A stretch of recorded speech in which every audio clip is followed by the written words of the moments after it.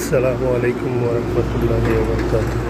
Hello বন্ধুরা, আমি আপনাদেরকে একটা ভিডিও দেখাবো।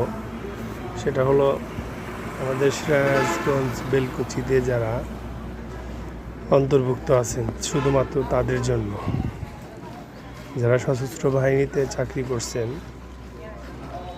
তারা চিকিৎসার জন্য সিরাজগঞ্জের যে একটা শাখা আছে, অনেকে জানেন না সেটা কোথায় অবস্থিত।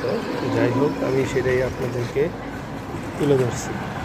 এটা হচ্ছে সিরাজগঞ্জ কাঠেরপুল পাওয়ার আগে, কাঠেরপুল পাওয়ার আগে যে একটা গ্রামীণের অফিস আছে,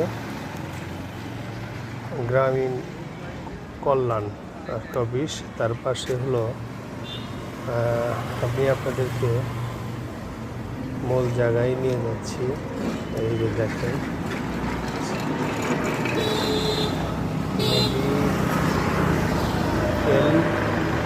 ডিসপেন্সারি সিরাজগঞ্জ শাখা পরিচালনা বাংলাদেশ সশস্ত্র বাহিনী বোর্ড।